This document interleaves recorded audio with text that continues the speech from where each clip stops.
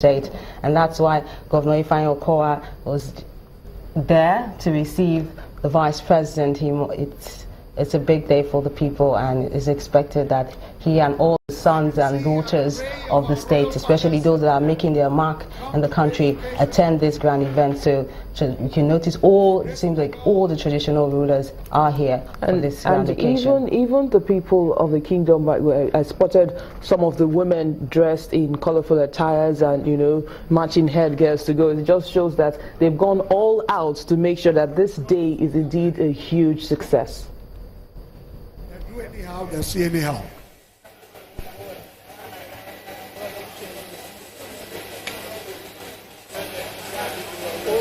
My Lord, the Honorable Justice Francis Tabai, Justice of the Supreme Court, retired but not tired, we greet you specially, my Lord. I can see the Chief of Staff, Government House, the Right Honorable Tam Brisbane, and of course the Deputy Chief of Staff is also there, Steve Eruto. Dikos, I greet you. Professor Rubebe, legal luminary, who has been a former commissioner, now is the founding dean of the law faculty of the Novena University. You are welcome back home. And not be smart you do for abroad, so we bring you home. Ogwefi Uche Akuno. You hello. You dey enter water. You enter river. Bros. Monkiyo. Kabosa. I was reliably informed that you were a classmate of the vice president. Is it at Bobby College? I've been at St. Greg's. St. Greg's. Which one? Okay, we'll go no. Chief Frank Omaredi Okubo won. Okubo.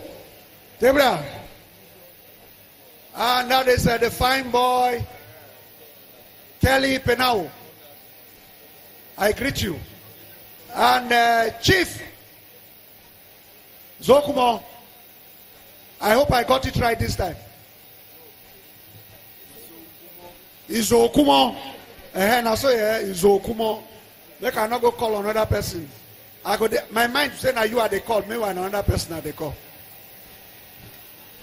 Chief, you they do well before. I don't know what you call up where your name not they come. New World Sefwa, you did there?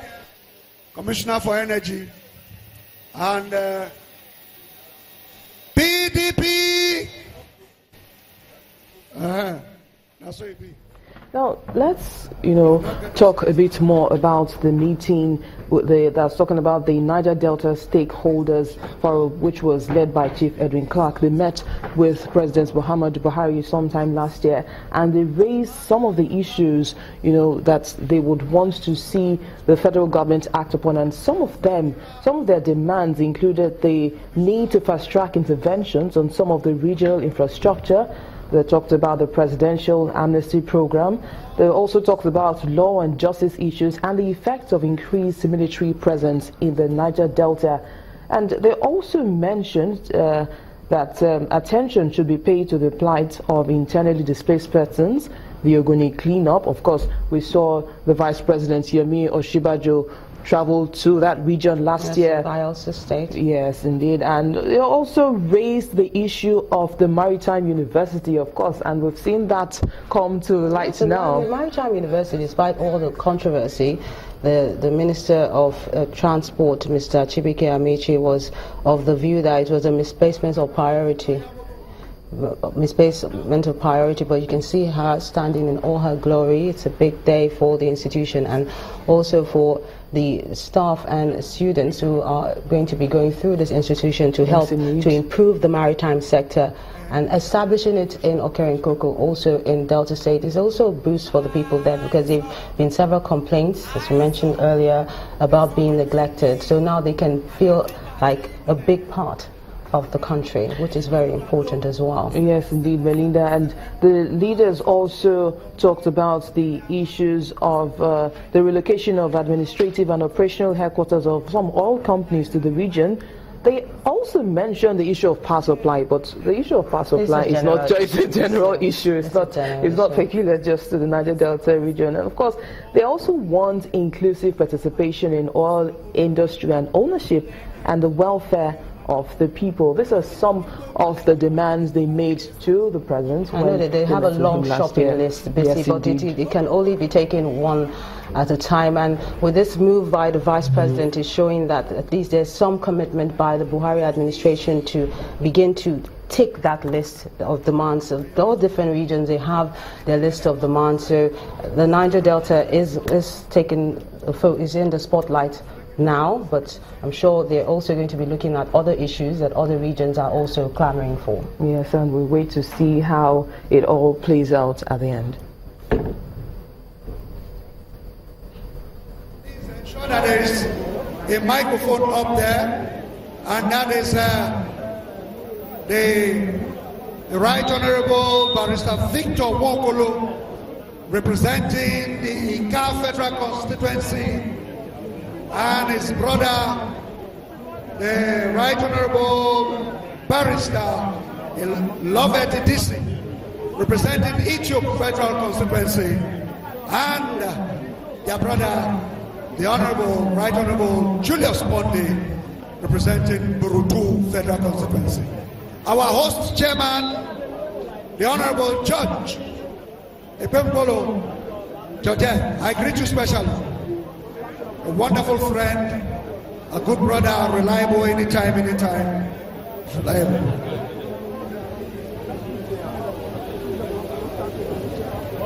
I can see. The way I see some people from up there, please. If you are not expected to sit up there, we want to appeal that you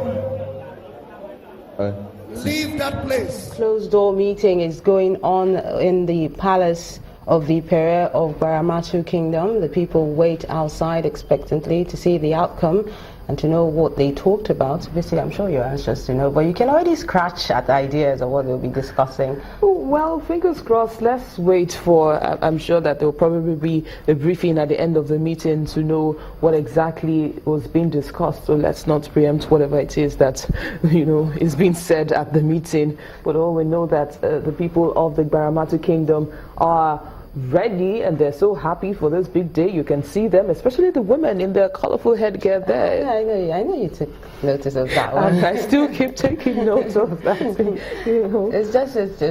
It's part of the costume. Traditionally, the women are always with their blouse, the headgear, and it's a very colorful tradition in Delta State. Very, very rich and colorful. You also heard the music as well. Did you enjoy it? Oh yes, oh yes.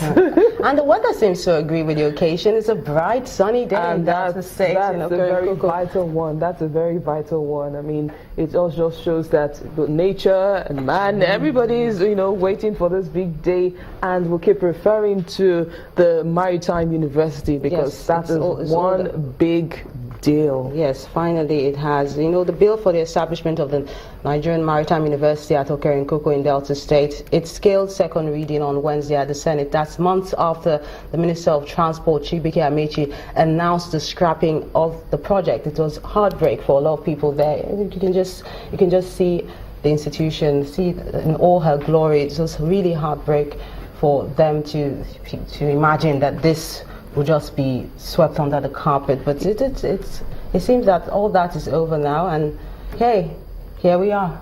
Yes, indeed, Melinda. Now, that bill at the Senate was sponsored by Mr. James Manager, who is also present today at this occasion. You can imagine how happy he is. Will be that finally something is being for done. My people. Yeah, that's amongst the list of other things that they have in the kitty for people in Delta State. Done by the matter. They are here also. You can see them lively informed that they studied in the UK, in the US, in Singapore, and where again? UK, US, Filipinos. Bros resemble Filipino. This man resembles Filipino. I get what you want to talk.